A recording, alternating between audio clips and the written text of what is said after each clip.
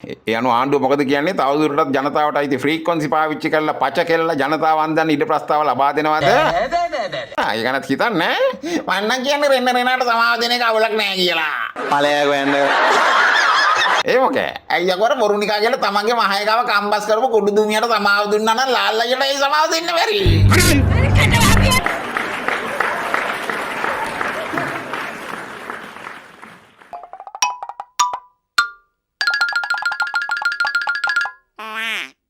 කටහොඩ අයියේ කාර්ය අයියේ උඹලා දෙන්න අයියේ පෙරේද අපේ ජනාධිපති අනුරయ్య හම්බ වුණා නේද?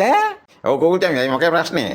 නෑ අර අරුදු උත්සවයේ අනුරయ్యගේ රූපෙට ලපේ තියපු එක ගැන අනුරయ్య විශ්සෝප වුණයි. පිසුදු කුකුල් චමියා අනුරయ్య බඩල්ලා hina වෙන්න ගත්තා. ඇයි කුකුල් චමියා ලපේ කියන්නේ වැරදි දෙයක් නෙවෙයිනේ. ඇයි ඉතින් උඹ ඇඟේ ලප නැද්ද? කාර්ය උඹ ඇඟේ ලප නැද්ද? ඒකනේ ඇඟේ ලපයක් නැති එක පුළුවන් නම් හොයලා අටපට්ටමට පෙන්නහන්කෝ. ජීවත් වගේ සමහර නිලියෝ ඉන්නේ අර ලක්කම්මා වගේ උන් Tamanට නැතිලපත් පෑනක් අරන් නිකට ඇඳගන්නේ. ඒක නෙවෙයි මගේ පින්තූරය කවුරු උත්සවයට තිබ්බනම්. එහෙනම් ඉතින් ලපයක් නෙවෙයි අන්දිකක් තමයි අඳින්න වෙන්නේ. ඔයා නම් අන්දිකෙන් බේරෙනවා හීම් බබ්ස්. හැබැයි පුතාලා මෙයා අවුරුදු උත්සවයකට ඇඳලා තිබ්බොත් තමයි ප්‍රශ්නේ. ඔක දිහා වෙන්නේ. එහෙනම් ඉතින් අන්දිකක් මදිවට වලිගෙකුත් අඳින්න වෙනවා. ඊයසි කොටේ අර පිළියන්දල පැත්තේ කර්නල් කත්‍රියාරච්චි නම් කවුබෝයි කෙනෙක් ආයුධ කපඩාවක් එක්ක අහුවෙලා ඇතුළට දැම්මනි. මේ වැඩේ හරි අසාධාරණයි කාරි. මම පෙනී ඉන්නවා පිළියන්දල කවුබෝයි කොල්ලා වෙනුවෙන්. හේතුව මොකද? ඇත්තම කිව්වොත් මූ තමයි රට ජාතිය බේරගත්තේ. පිළියන්දල ඉඳලා දැන් ඔය කොයි වෙලාවක හරි මං මූ ඉන්න සෙල් එකට ගිහිල්ලා අර සෙල්ලම් සලේක වගේ රහස් භාෂාවෙන් කතා කරලා අහනවා කොහෙන්ද කවුබෝයි කොල්ලෝ උඹට ආයුධ කියලා. කවුද දන්නේ මූ අර රත්නාලංකා එකේ පිළියන්දල ඒජන්ට් කියලා. ඒ අසේකාරී අපේ ජයකොඩි සහෝදරයා ඉල්ලා අසුනානේ ඇමතිකමින්.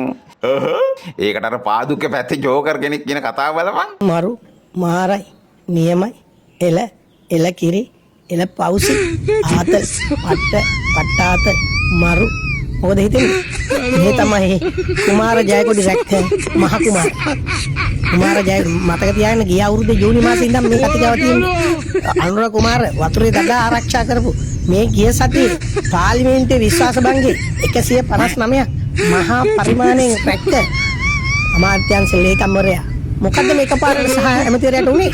මේවා තමයි මේ රට අහන ප්‍රශ්න. ඒ නිසා මතක තියාගන්න ඉල්ලාසීම පිටිපස්සේ තව රාස් තියෙනවා. මේ දැන් මොකද්ද කියන්නේ? කොමිසමේ වැඩ කටයුතු වලට ස්වාධීනව කරන්න ඒගොල්ලෝ ඉල්ලාසුනලු මරුනේ ඉල්ලාසීම. මෙච්චර කලක් තමන් හොරකම් කළේ නැහැ. මේක නෙමෙයි උනේ. එදා මේ ඉල්ලාසීම ලියලා හිටියේ විශ්වාස භංගයේ දවසේ. අනිවාර්යයෙන්ම අපි තුනෙන් දෙකක් තියනවා කියලා ඔළුව ඉදිමෝ ගත්තේ නෑ උද්දච්ච නෑ. ජනාධිපති කොමිසමක් දැම්මට පස්සේ ඇමති තනතුරේ ඉන්න එක ලබදියාවන් අතර ගැටුමක් වෙන්න පුළුවන් කියලා ඉල්ලා අසුනා. කාර්ය අයියේ මුන්ට ඉල්ලා අසුනත් වැරදි තනතුරේ හිටියත් වැරදි. නිකම් මේ ජනාධිපති කොමිසම ඕනනම් දින 60කට පස්සේ වාර්තාවක් දී. මොකද්ද? එතකොට මෙයාව නිදොස්කොට නිදහස් කරන්නත් ඉතිතියි. මොකද්ද කිව්වේ? ඊට පස්සේ ඇවිල්ලා වෙන අමාත්‍යාංශයක් බාරත් ගනි.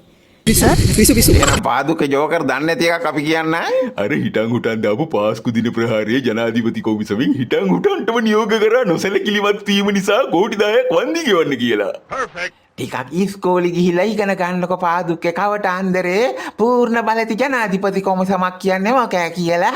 අනික ඔයා පාදුක්ගේ අන්දරේ කියලා එහෙම ප්‍රශ්නයක් නෑ. මොනවා හරි ගල්ලඟුරු ගැන දන්නවනම් ඇවිත් කොමිසමට කියන තැන් වල කෙඳිරි ගගා වැළපෙන්න. මේ බුදුර ඒක තේරෙන්නේ නෑ. කුජීතයි පජාතයි තොපිට නිවන්සුවම ලැබේවා බාරයෝ. අපිට සිරි බයිස මොන දේ වුණා පණ පිටින් ඉන්න අපිට නිවන්සුව පතන්න එපා පවුනේ බං. නෑ ඔය වගේ ගොබ්බ වැඩ කරන්න එපා යකෝ. දැන් මොකේ අපි කරපු ගොබ්බ වැඩේ ගියා? අයියේ සන්තුන් වෙලා කියපන්කෝ. අපි මොකෑ කරපු ගොබ්බ හෝ කුජීත හෝ පජාත හෝ මොන රෙද්ද හරි තේරෙන්නේ. තොපිලා ලාලය කෝටි 38ක් කොටස් වලද බුලේ දාලා කියලා කතාවක් ගියානේ. අපි ඉතින් අර පුගී ඉස්සරගෙන නාටාවිත් එක ලාල්ලයගේ ගේ ළඟට විරෝධතාවයකට සහභාගී වුණා. කොල්මාද බඩුවක් සහභාගී වෙලා ගම්මුන්ගෙන් ගල් පාරකුත් කෑවේ. කෑව පුගී ඉස්සර ජුණ්ඩා වගේ කරේල්ලුණා. අපි දුවලා යන්තම් ගෙවල් වලට ආවා. ඊට පස්සේ සුදුව බෝතලයක් ගන්න සල්ලි දුන්න මේක තියාගනින් බයිසයියේ මහන්සි වුණාට කියලා. දැන් ඒකට අපිට නෙවෙයිද නිවන්සුව කිව්වේ කාටද තෝ සාප කරේ එතකොට? තොපිට නෙමෙයි යකෝ සාප කරේ අර රෙන්න රෙනා බොරු ටීවී එක කරන පල් හොරාට. අනේ පව් බයියෝ පුක්කුඩ දාන් හිටිය ලාල් අයියා කෝටි 46ක් එවත් කෝටි බිලියනකින් බාගෙට කිට්ටු වෙන ගාන කම්බු කරගෙන කියලා. බොරු ටීවී යකා කරපු මේ වැඩෙන් අන්දාසරුණුනේ අපේ බයි පරපුරනේ. කොකුල් චමියා ඉස්සර නම් හිරු බයියෝ පරණ දෙයියා බයියෝ අඩු ගන්න සතියකට පවතින බොරුවක් කිව්වා. ඊට පස්සේ මං ඇතුළු සකල කලා වල්ලබ බයිට කියලා ඒක උඩ නදා සතියක් හතල් ගත්තා. මේක තමයි මට කියන්න තියෙන්නේ. අනිවාර්යෙන් කාර්යය අයියේ දැන් නම් දවස් දෙකක්වත් පවතින බොරුවක් කියන්න බෑනේ මුන්ට. අපිට අඩු ගානේ ආතල් ගන්න දීපල්ලකෝ සතියක් ඕනේ දවස් 3-4ක්වත්. යාළුවනේ හැමෝටම තියෙන ප්‍රශ්නේ මේකයි. ලාල් අයියා බිලියන 10ක් වන්දිල්ලෝ පැය 24ක් ගියේ නෑ බොරු ටීවී අර තඩි බොරුව කිසිම ඉරිකතයක් නැතුව රිවර්ස් කරගත්තා. ලැජ්ජයිනේ. ඒකත් ඇවිල්ලා වැරදි කිරීමට ඇති අයිතිය යටතේ. What are you saying? What are you saying? What is he saying? ඔය දියකෝ එහෙම එකක් තියෙන්නේ වරද්දක් නැහැ නිවැරදි කරන්නයි ආයෙ වරද්දක් නැහැ ආයෙ නිවැරදි කරන්නයි. මොකෑ කොට උඩ අයියේ නිවැරදි කිරීමේ අයිතිය කියන්නේ ඒ ඇවිල්ලා කොකුල් චමියා වැරදි කරාට පස්සේ ඔටෝ ලැබෙන අයිතියක්. මාධ්‍යට තියෙන වගකීමක් නේ බිලියන 10ක් ඉල්ලුවම නැට්ටපුකේ ගහන රිවර්ස් කරන එකද මාධ්‍ය වගකීම කියන්නේ. එහෙනම් දැන් තවදුරටත් කුණුරහට කැමති බොරු ටීවී බලන අපේ හිතවතුන්ට කියන්නේ ඔය යක්කෝ ගහන ඕනම නිවුස් එකක් නිවැරදි කිරීමේ අයිතිය යටතේ ඕනෑම මොහොතක රිවර්ස් වීමට ඉඩ ඇති බව කරුණාවෙන් සලකන්න. ඔය කාරේ මුන් ඊට කලින් මොකද මුලක් කියලා අපේ තාත්තිට මල පැනලා තා පොඩේ මුන්ගේ channel එකට වැඩේ දෙන්න ගියේ. දන්නවා අයියා මල්ලා ඇවිල්ලා දණින් වැටලා පක්ෂ සමාජිකත්වයට අරගෙන තමයි යාම් වේරගත්තේ. යාම් වේරගත නෙවෙයි යකෝ සමාවරන් අපිට ඕන කුප්ප වැඩ ඔක්කොම කරන්නත් වෙනවා. නිකන් සමාව දෙන්නේ නැහැ. අවසන් ප්‍රතිඵලෙ උනේ මල්ලා ජීවිතාන්තරي දක්වා ඇතුලේ. හොඳ වැඩේ. ඒ අනුව දැන් මුළු රටම බලන් ඉන්නවා ලාල් අයියා මොකයි මේ වෙලාවේ කරන්නේ කියලා. ලාල් අයියේ මොකෑ කියන්නේ රෙන්නට සමාව දීලා ඔයයි හත් පොලේ ගා ගන්න වෙයි. සමුසිට බයද උන්? ඒ වුණොත් දැන් අපිත් මාලිමාව අතහැරලා වයි සංගමයේ සමාජිකත්වය ගන්නවා. අනිවාර්යෙන් ලාල් අයියේ ඔයයි රෙන්නට සමාව දුන්නොත් එහෙම අපිත් ගිහිල්ලා සමාජිකත්වය ගන්නවා අර ගඳ ගන්න වයිතක් සලාවේ.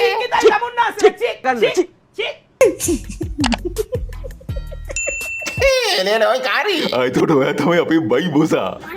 අනිවාර්යෙන් එතකොට තොපි තුන් දෙනා වයිතක් සලාවේ වෞතිස්ම කරනවා. කාරි වයියා කොට උඩ වයියා කොමුට මින්ද වයියා වශයෙන්. අපිට එතකොට මොන වෙයි කරන්න තියෙන්නේ හීම්බා මොනවාද තොපි තුන් දෙනාට තියෙන කිලුටු මිලියගේ වල්ලේ එල්ලීලා පැද්දි ඉන්න.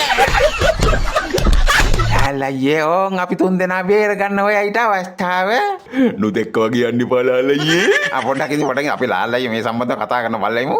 ලංකාවේ මාධ්‍ය සංස්කෘතිය ධනාත්මකව වෙනස් වෙලා නැහැ.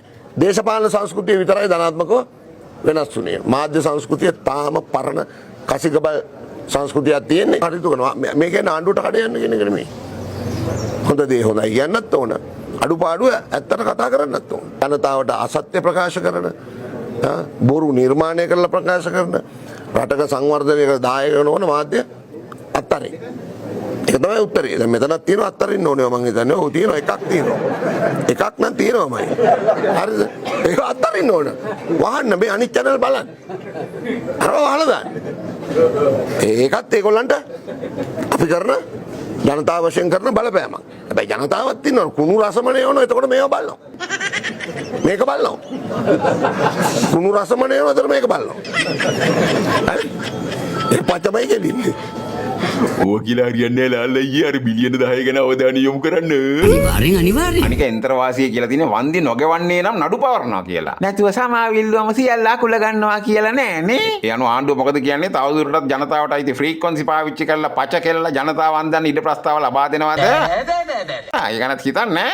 මන්නම් කියන්නේ රෙන්නට සමාව දෙන එක අවුලක් නෑ කියලා. ඵලයක් වෙන්න. ඒ මොකේ? අයියගොර බොරුනිකා කියලා තමන්ගේ මහේකාව කම්බස් කරපු කුඩු දුමියට සමාව දුන්නා නම් ලාල් අයියට ඒ සමාව දෙන්න බැරි. මේ බොරුනිකා කියලා ඔයාට සමාව දුන්නට අපි සමාව දෙන්නේ නැහැ. හරි? බොරුනිකා වෙලුව පුතාලමියා මොනවා කිව්වත් රෙන්නට පොරොන් දෙලා තිනවා මලයාව නිදාස් කරනවා කියලා බලයට ආවා. ඇටෙත් එක්කම කපාගෙන පොඩි කෑලි වලට කපලා ඔව්වේ දාලා හොඳට ලුණු දාලා ඉගෙන රෙන්නරයක හැප්පෙන්න බෑ කපන්න බැරි අත සිබිනු කියලා බොරුනිකා කියලා රිවර්ස් එකක් ගැව්වා. ලස්සනයි. very good. හරි පහුගිය දවස්වල සිදුවීම් අල්ලලා පට්ට වීඩියෝ එකක් දැක්කා. දැන් බලන්න. පුංචි අම්මා කිරිබත් ගල්ලඟුරු ලාල්කාන්ත හීරෝ බයියෝයි ටොයියෝයි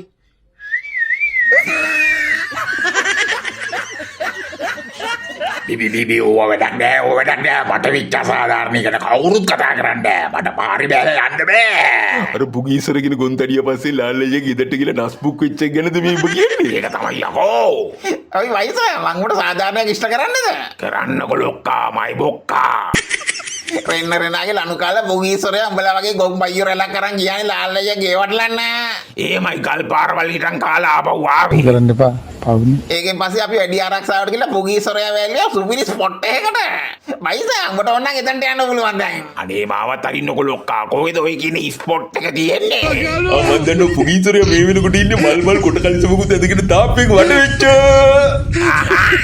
මුල්ලේරියා ගෑම් එකේ